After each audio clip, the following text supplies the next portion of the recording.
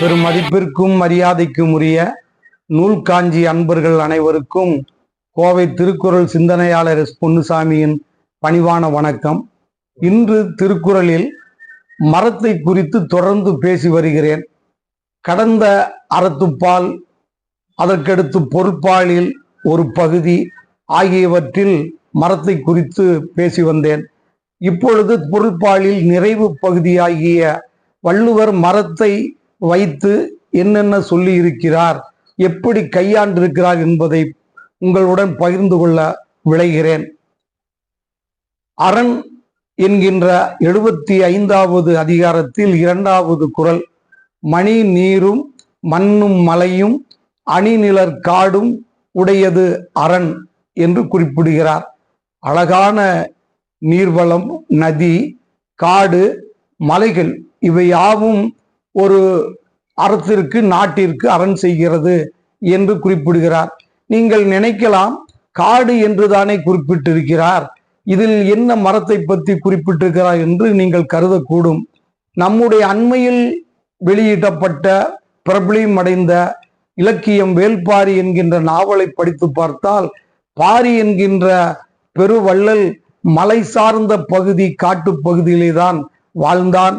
அருமையாக ஆட்சியினை புரிந்தார். அவரை தோற்கடிக்க மூவேந்தர்களும் முயற்சித்தும் முடியவில்லை.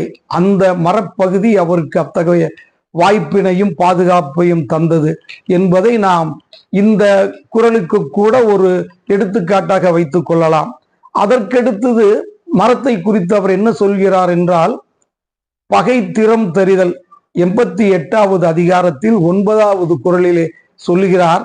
பகை என்பது இளமையாக அல்லது இளைதாக இருக்கின்ற பொழுதே நாம் அந்த பகையை ஒழித்து விட வேண்டும். இல்லாவிட்டால் அந்த பகையானது வளர்ந்து வளர்ந்து ஒரு கட்டத்தில் நம்மையே அது அழித்து விடும். இளைதாக முள் மரம் கொள்க, கலையுணர் கை கொள்ளும் கால்த்தை இடத்து என்று குறிப்பிடுகிறார். முள்மரம் லேசாக இருக்கின்ற பொழுது அதனை நாம் வெட்டி அப்புறப்படுத்திவிட வேண்டும். இல்லாவிட்டால் அந்த முள்மரம் வளர்ந்து வலிவு பெற்று அப்பொழுது நாம் அதை அகற்றி செல்லுகின்ற பொழுது நம்மையுடைய கையையே அது வெட்டி துன்புறுத்தி விடும். அதனால் பகைமை என்பது வந்தால் அந்த நேரத்தில் முன்னதாகவே நாம் பகைமையை ஒழித்து அகற்றிவிட வேண்டும் என்று பகைத்திறம் தெரிதலில் குறிப்பிடுகிறார். அடுத்து 100வது அதிகாரம் பண்புடைமை. பண்புடைமையில் ஒரு மரத்தை கொண்டாந்து வைக்கிறார். அறம் என்பது மரத்தை அறுக்கக்கூடிய ஒரு கருவி. அதிலே பற்களை பார்த்தால் கூர்மையாக இருக்கும். அதை கொண்டுதான் தச்சர் பெருந்தகை அவர்கள் மரத்தை அறுப்பார்கள். மனிதனிடத்திலும் அறம்போலும் கூர்மையரேனும் மரம் போல்வர் மக்கள் பண்பு இல்லாதவர் என்று குறிப்பிடுகிறார். மக்களுக்கு உரிய பண்பு நம்மிடத்தில் இல்லாவிட்டால் அன்பு, நான், ஒப்புரவு, கண்ணோட்டம், வாய்மை, இது போன்ற பல பண்புகள் நம்மிடத்தில் இருக்க வேண்டும். அப்படி நம்மிடத்தில் அந்த பண்பு இல்லாமல் வெறும் அறிவு மட்டும் இருந்து ஆற்றல் உடையவனாக இருந்தால் ஒன்றுக்கும் பிரயோஜனம் இல்லை. ஓர் அறிவு உயிராகிய மரத்தை போல் ஆகிவிடுவார் என்று குறிப்பிடுகிறார். 101வது அதிகாரத்தில் ஒரு மரத்தை குறிப்பிடுகிறார். நச்சப்படாதவன் செல்வம் நடுவூருள் நச்சு மரம் பழுத்தற்று என்று குறிப்பிடுகிறார். இதற்கு முன்பு அறத்துப்பாலில் பயன் மரம் என்று பேசியிருப்பேன். அங்கு பயன் மரத்தை பற்றி பேசிய வள்ளுவர் 101வது அதிகாரம் நன்றியில் செல்வம் 8வது குறளிலே சொல்கிறார். ஒரு ஊரிலே பெரிய செல்வந்தர் இருக்கிறார். எல்லா விதமான வளங்களும் அவரிடத்தில் இருக்கிறது. ஆனால் எவருக்கும் அவர் எந்த உதவியும் செய்ய மாட்டார். யார் அவரிடத்திலே வந்து ஏதாவது உதவிகள் கேட்டாலோ அல்லது தன்னுடைய நிலையை சொல்லி வந்தாலோ அவர் அதற்கு செவி கொடுக்காமல் போய்விடுவார். இப்பொழுது அந்த ஊரிலே ஊர் நடுவிலே ஒரு மரம் இருக்கிறது. எட்டி மரம் என்று வைத்துக் கொள்ளுங்களேன். அந்த மரத்திலே காய்க்கக்கூடிய பழங்களை யாரும் பறித்தும் சாப்பிட முடியாது.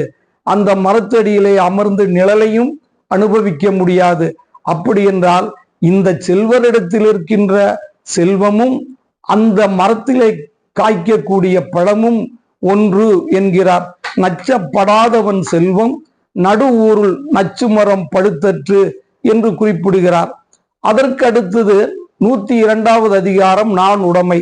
நான் உடைமையில் 10வது குறளிலே சொல்கிறார், நான் அகத்து இல்லார் இயக்கம் மறப்பாவை நானால் உயிர் மருட்டியற்று என்று சொல்கிறார்.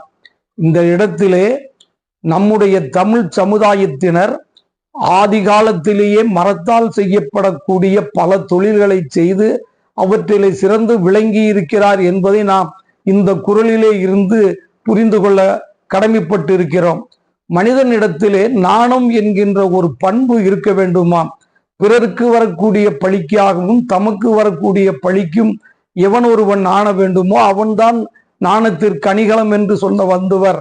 இந்த இடத்திலே நான் என்கின்ற ஒரு தன்மை நம்மிடத்தில் இல்லாவிட்டால் நாம் உயிரோடு தான் இருப்போம். ஆனால் மரத்தால் செய்யப்பட்ட பாவையை கயிறு கொண்டு ஆட்டி உயிருள்ளது போல மயக்கினார் போன்ற தன்மை உடையது நான் அகத்தில்லார் இயக்கம் மறப்பாவை நானால் உயிர் மருட்டியற்று என்று குறிப்பிடுகிறார். அடுத்தது இரவு என்கின்ற அதிகாரத்தில் 8வது குறளிலே சொல்லுகிறார், அதாவது இறப்பாறை இல்லாயின் ஈர்கண்மா ஞாலம் மரப்பாவை சென்று வந்தற்று என்று வள்ளுவர் இங்கொரு மரப்பாவையை வேறு ஒரு செய்தியாக குறிப்பிடுகிறார். ஒரு ஊரிலே ஒரு செல்வந்தர் இருக்கிறார், நல்ல பரோபகாரம் உடைய மனிதர். அவரிடத்திலே சென்று பொருளை பெற்று அனுபவிக்க வேண்டிய பயன் பெறக்கூடிய மக்கள் யாராவது இருக்க வேண்டும். இருந்தால் மட்டும்தான் அவருக்கு உதவி செய்ய முடியும். இல்லாவிட்டால் அவர் செல்வத்தை வைத்திருந்த என்ன பயன்? அவர் செல்வத்தை வைத்திருக்கலாம், ஆனால் அதனை பெறக்கூடியவர்களும் இருக்க வேண்டும் என்று சொல்வதற்காக இறப்பாறை இல்லாயின், அப்படி யாராவது இல்லாமல் சென்று விட்டால் இறப்பாறை இல்லாயின் ஈர் கண்மா ஞாலம், இந்த உலகத்திலே மரப்பாவை சென்று வந்தார் போன்றது. மரப்பாவையை நாம் விளையாட்டுக்காக இங்கும் அங்கும் ஆட்டி சுழல விட்டு வருவது போல அந்த செல்வந்தருடைய செல்வமும் பயனற்று ஒரு விளையாட்டுத்தனமாக போய்விடும். அதனால் பிறருக்கு இதில் இன்னும் நுட்பமாக சொன்னால் பிறருக்கு நாம் உதவ வேண்டும் என்பதும் இதற்குள் அடங்கி இருக்கிறது. அதற்கெடுத்தது ஒரு இலக்கிய உவமையை 107வது அதிகாரத்திலே சொல்லுகிறார். இது நாம் இலக்கிய இன்பத்திலே உற்று நோக்க வேண்டிய ஒரு குறள். இரவென்னும் ஏமாப்பில் தோணி கரவு என்னும் பார்தாக்கப்பட்டு விடும் என்று சொல்கிறார். இரத்தல் நாம் ஒருவரிடத்திலே சென்று எனக்கு உதவி வேண்டும் என்று கேட்க செல்லுகிறோம். ஆனால் அவர் கொடுப்பாரா கொடுக்க மாட்டாரா என்று நமக்கும் தெரியாது. அவர் எந்த சூழ்நிலையில் இருப்பார் என்றும் தெரியாது. ஆனால் நாம் செல்லுகின்ற பொழுது அது ஒரு பாதுகாப்பில்லாத ஒன்றுதான். எப்படி அவர் கொடுக்கிறாரா இல்லையோ என்று சந்தேகத்தோடு செல்லுவோம்.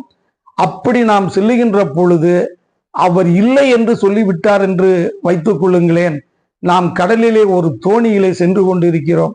அந்த தோணி ஒரு பாறையின் மீதோ ஏதாவது ஒன்றின் மீதோ மோதி அது சிதைந்து விட்டால் அதில் என்ன பிரயோஜனம்? ஆபத்து வந்துவிடும்.